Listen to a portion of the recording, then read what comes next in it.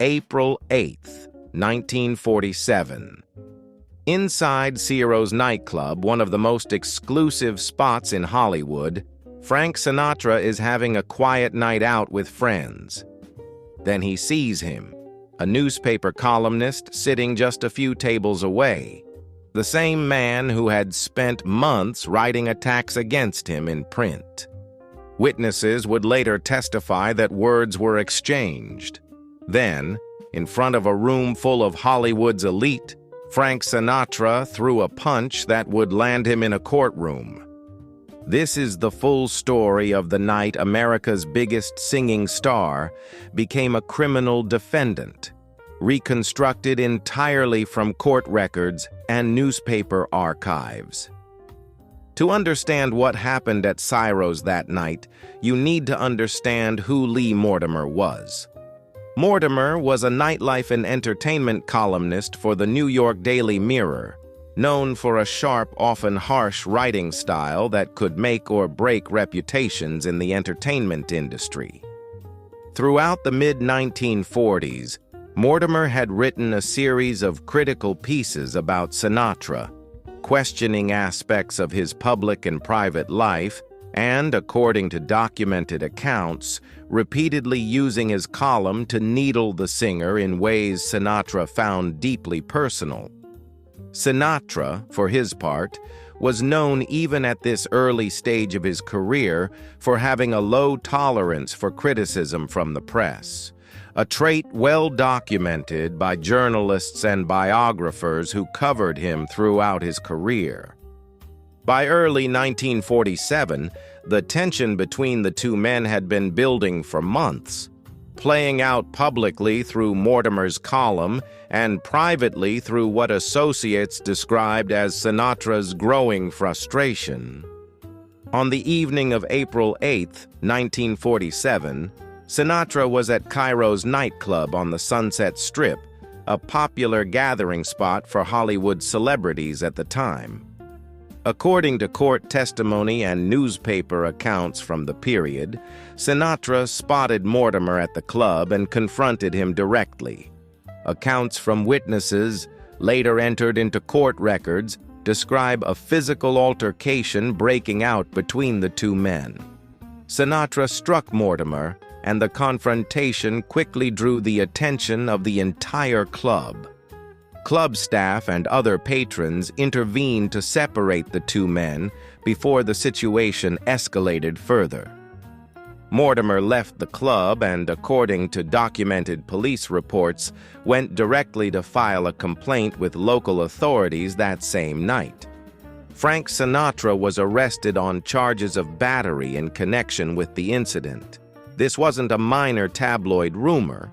It was an official criminal matter, with Sinatra required to appear in court to answer the charges, a fact widely reported by newspapers across the country within days of the incident. The story dominated entertainment headlines throughout April 1947.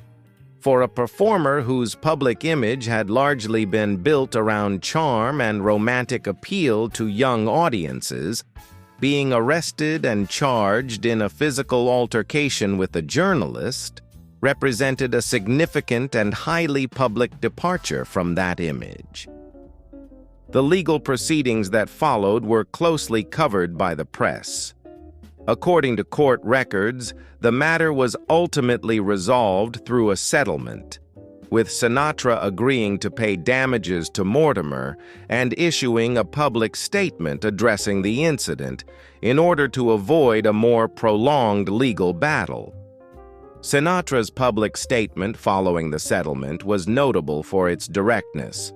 Rather than deny the altercation, documented accounts confirm he acknowledged the incident had occurred, framing it as a response to what he considered months of unfair personal attacks in Mortimer's column. The financial settlement and public resolution effectively closed the legal matter, but the incident remained a frequently referenced moment in coverage of Sinatra for years afterward, often cited by journalists as an early example of the singer's famously combative relationship with the press. The Ciro's incident is widely regarded by biographers as a defining moment in shaping how Sinatra would interact with journalists for the rest of his career.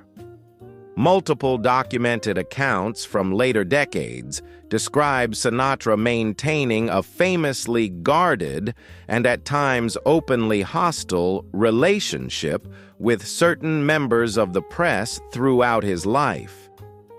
This single night at a Hollywood nightclub became, in many ways, a preview of a pattern that would follow Sinatra for the next 5 decades. A public figure intensely protective of his image, unwilling to simply absorb public criticism without response.